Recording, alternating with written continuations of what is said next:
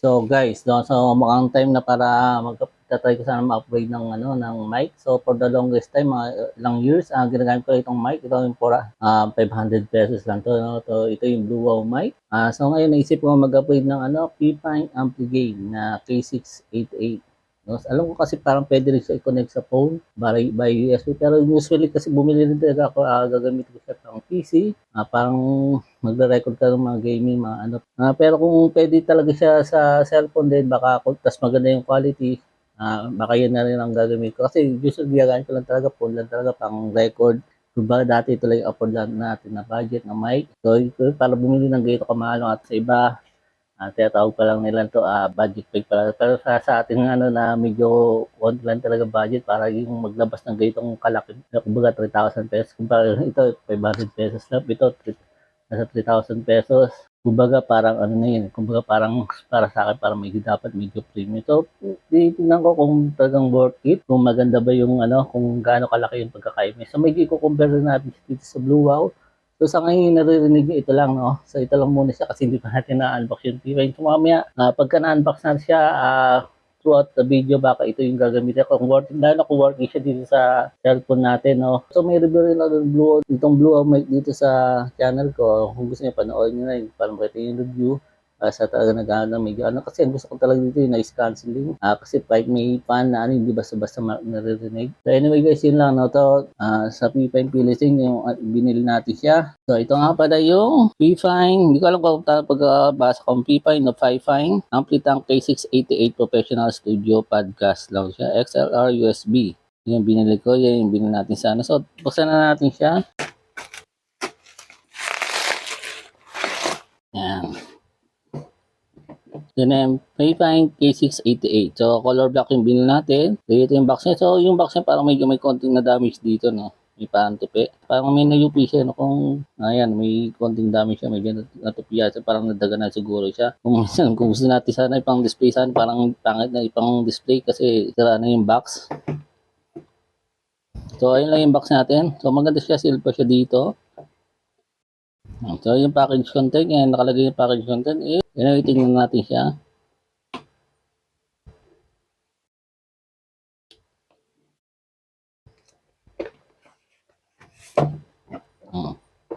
So, yung pinakabubungan sa atin, yung manual niya, K688 user guide. Yan. So, yan. Yan. Yan kasama niya. So, may kasama siya dito. Tapos may kasama siyang USB to USB-C na mga mahaba din. Mahaba. Hindi nakita sa kanya. Basta mahaba siya. So, may isang diba siya. Iba pang kasama. Tapos ito yung parang adapter. No? So, parang sa mic to. Tapos, ito na yung mic. Tingnan natin. Baka mayroon pa yung sa ilalim. So, wala na. Gusto, meron na siya Type-C. Tapos, XLR. Dito, meron siya dito mic jack. Tapos, yung sa mic. Tapos, yung parang gain. Tapos, meron siyang pop filter. Kaya lang parang ang dali ang dali matanggal yung pop filter niya. So, masyadong maluwag. Tapos, parang manipis. So, pero parang medyo maluwag siya. Oh? Oh? Oh? hindi siya fit. Yung pop filter niya hindi fit. Maalog na ng konti, tanggal na. Maalog ng konti, tanggal. Diba? So, kung halimbawa naka-steady lang naman siya, siguro medyo okay lang. Sabay, malaki naman siya. Kung nga gagamitin siya pang camera vlog, medyo malaki na siya. No? Kunyari, syempre may konting tama lang yan, matatanggal na agad, di ba? Yun lang parang agad napansin ko na medyo pangit sa kanya. Tapos dito, ayan, adjust siya. Maganda yung medyo matigas. Yung ano niya dito medyo matigas. May kita yun, natatanggal oh. Nakabalik na lang, natanggal na. Mamaya na nga muna yung filter na yan, mabilis matanggal. So medyo anyway, nandiyan yung filter. Tingnan natin yung ano. Sana medyo kuha sa camera. So ayun yung pinaka-mic niya. Alam ko dynamic mic siya. So yun lang medyo natanggal yung pop filter niya. Tapos mayroong maganda siya, mayroon siyang shock mount. So pwede mo siya tanggalin, pero mukhang nakatunog siya. Ayun, may tunog siya doon. So parang tatanggalin siya. Okay dito pala, no? Ito pala. Ayan, kung tatanggalin mo siya dito, yan. So natanggal naman pala siya. Halimbawa, tatanggalin mo siya. So, kung halimbawa, gusto mong tanggalin. Hindi naman pala siya permanent. So, una akala ko permanent. Pero ito, so nakatanggal siya. Yung ano niya, pwede siya tanggalin. Yun, nakita mo konting wala, i-review. Gusto ko i-review ng maayos, kaya lang na iniirita ako dito sa konting natatanggal. Pero yung medyo parang hindi naman siya masyadong cheap. Parang metal siya. Tapos medyo pero matigas naman siya. Hindi naman siya yung okay naman siya. Okay naman yung niya. Yung build ng mic, pinaka-mic, okay lang. Dito ang medyo parang natatanggal. So, para makita lang natin ibang na dito. So, ito kung ito tatanggal niya, may tornilyo siya dito. Tornilyo. Tapos yan siya dito. Tapos ito yung pang capacitive na mute button niya. Okay. So, mamaya tetestin na natin siya.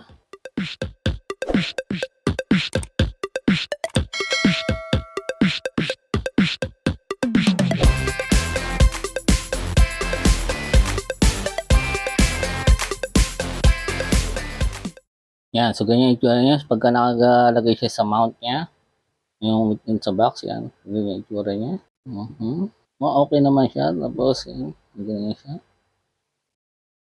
So, anyway guys, tatry ko na siya ikabit sa kung pwede siya ikabit ang direkta sa cellphone, So, susubukan ko siyang gamitin sa cellphone ko, dedirekta natin siya. Pero anyway, tatry ko siya, gagamit na lang ako ng adapter. Yan. So, try natin siya kung pwede siya dito sa cellphone. So, yun yung kung sakaling successful siya, sunod na mic na maririnig nyo, is galing na dito sa Fifine. So, yan guys, kinabit ko na yung Fifine K688 sa phone ko. So, nakikita nyo, nakakabit na siya dito. Tapos, ito yung kaninang mic ko. Ito yung mic ko. Ito yung blue wall na mic. So, nakatanggal siya sa cellphone natin. Talaga nakakabit yung K688 sa phone natin. So, yun, nakikita nyo, umiilaw siya. Yan. So, tatry natin siya kung talagang naka-mic siya. So, i-mute ko siya. Pagka na-mute siya, ibig sabihin talagang nandito sa mic natin yung natin. Saka pamatay sa natin kung instant at mawala kung babalik tayo. Pagka mute natin kung babalik ulit siya. So, pipindutin ko na siya. Yan, nag-on ba ulit yung mic natin. So, sa tingin yung quality. Ang layo nga pala ng mic natin is parang mga isang dangkal, So, mga ilang inches pa yan. So, medyo basta mga ganyan kalayo. So, sa tingin yung quality niya? So, kanina parang initial test ko, yung parang may pakinggan kasi parang tinest siya.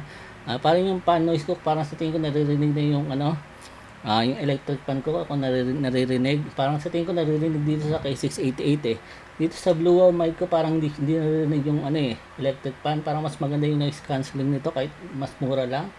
Kung tama ako, kasi parang wala akong naririnig dito Tapos dito parang testing ko kanina, parang merong panos. Pero kung yung quality ng voice, sa tingin nyo ba mas better dito sa K688? So anyway, bago pa pala ilipit siya sa PC, since nandito na rin tayo sa phone. So tingnan natin kung ano yung mga quality niya. Kunyari sa ano ba yung mga test ng mga nakikita ko, mga parang pop, mga P-sound. Pop, pop, pop, pop, pop, pop, pop, paparapapa. So yun yung quality test kung matama sa sa mga kung merong bump ba yung tawag dito. Tignan natin kung ano yung parang niya. Ito nga pala is cardioid. So yan nga. So try na natin ito. Pagka-gito siya kalapit. Hello. Mic test. So kanya medyo kumulog. Kung narinig yung kumulog kasi parang makauulan. So malaman din natin kung parang noise cancelling yan. So, ewan ko, parang feeling ko yung noise, yung pan ko naririnig dito. Hindi niya masyado siguro parang naka-cancel. So ang gagawin ko ngayon is medyo iikot ko siya. Yan, nandito sa gilid. Yan. Ikot, hello. Mic test, Fifine. Yan, nandito na tayo sa kabila. Tapos babalik na tayo dito sa pinaka-harap. Yan. So yan yung quality ng mic niya. Yan. Siguro enough na to. Tapos yan, try na naman natin siya. Ito na talaga, ikakabit ko na talaga siya sa PC. Pagkatapos itong sa PC na yung audio na sunod na marurinig natin. Yan. So hello guys. So yan, nakakonect na siya sa PC natin. So wala pa siyang kahit anong filters, So umuulan ngayon, so medyo kumukulog. So possible naririnig niyo pa yung fan noise.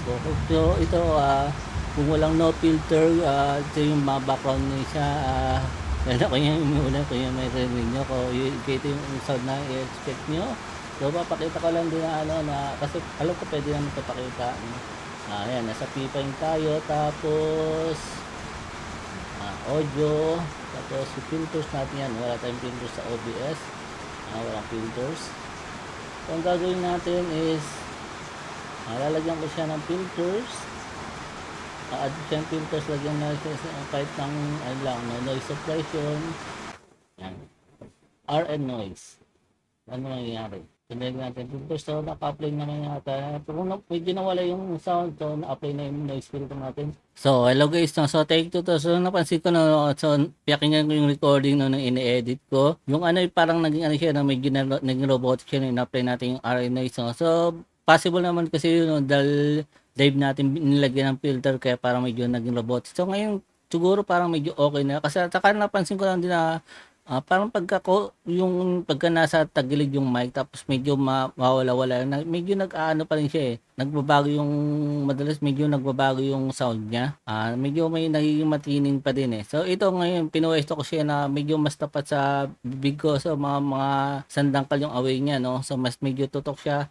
Medyo tumatagilid tayo ng konti pagka nagsasalita, no. Kasi parang yung napansin ko kanina pagka medyo parang medyo pagka medyo napapalayo ako kaya pagka ganito nakakita ako, ewan ko kung dito mag-iba yung boses niya kung medyo maging parang robotic din siya, no? So parang yung una kasi ng record, parang napansin ko parang mas kailangan nakagay siya, mas tapat. Ang filter pa rin niya is merong RN noise pa rin para mawala lang kasi yung medyo mawala lang yung background noise natin, lalo yung pantas medyo umuulan pa kasi, no? So mamaya siguro baka tatry ko kasi aalisin ko ulit para makita natin kung mas maganda yung quality kasi parang pagka wala siyang filter ng noise suppression, parang yung unang dinig ko parang mas maganda yung quality niya, no? So anyway, tutuloy ko yung kanina sinasabi ko. Kasi ito guys, hindi to sponsor talaga. Ito, binili ko talaga tong ano. So medyo papakita ko lang din parang naging breakdown ka.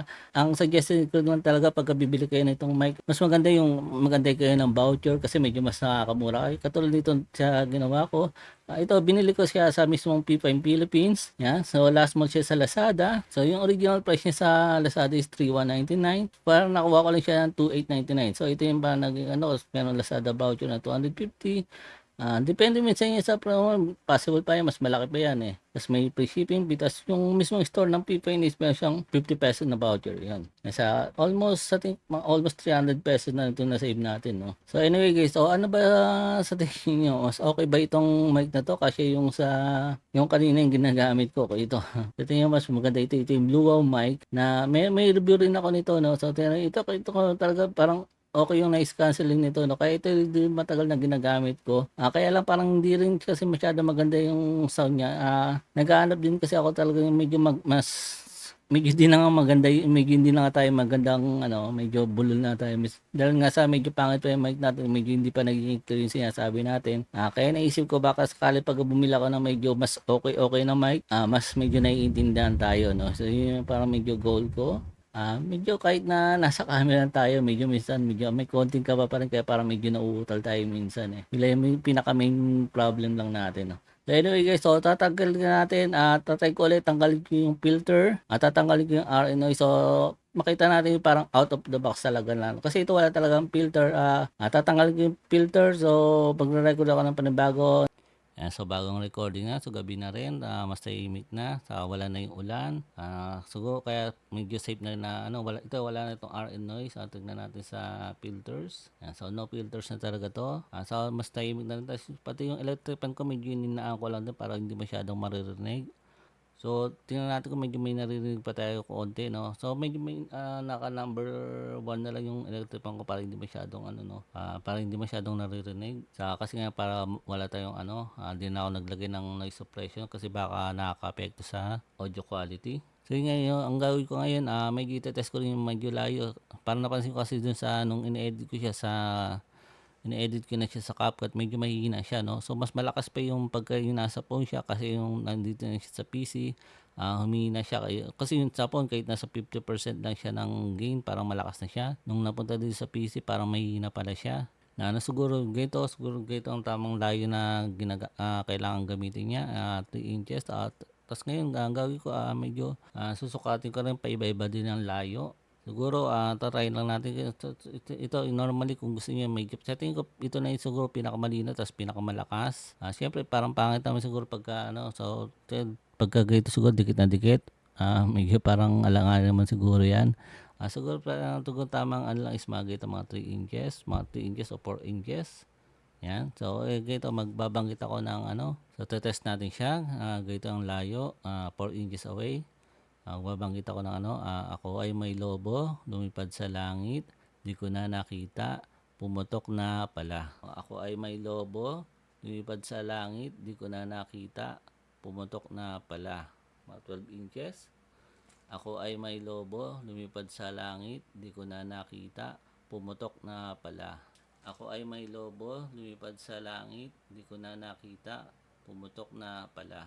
Siguro yan medyo ano na siguro yan, medyo mas paired na siguro yan. Sa tingin niyo ba kung mas okay na yung audio? Parang ang napansin ko lang dito is parang kailangan nakaganito ka talaga, no? Pag medyo nakaganyan ka, nakatagilid yung boses mo, medyo iba rin yung napoproduce na sound. Yan, ganyan, medyo iba yung sound niya talaga. So parang tingin ko parang pinakamaganda niya is pagka nakatuto ka ng ganyan, no? Tas medyo malapit, no? So siguro depende na rin siguro sa inyo, depende sa kung paano sa komportable, siguro adjust na lang din talaga. So ito lang, no, nilapit ko na lang kasi parang yung pinakinggan ko ulit, parang yung nasulyapan ko lang pagka malapit, parang ewan ko parang maganda ba 'tong ano, pagka malapit na malapit.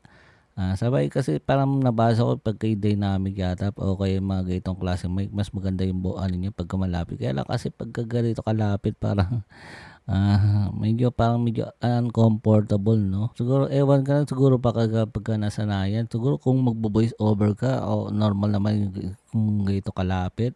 Parang medyo maganda naman siguro o kaya pagkakakanta.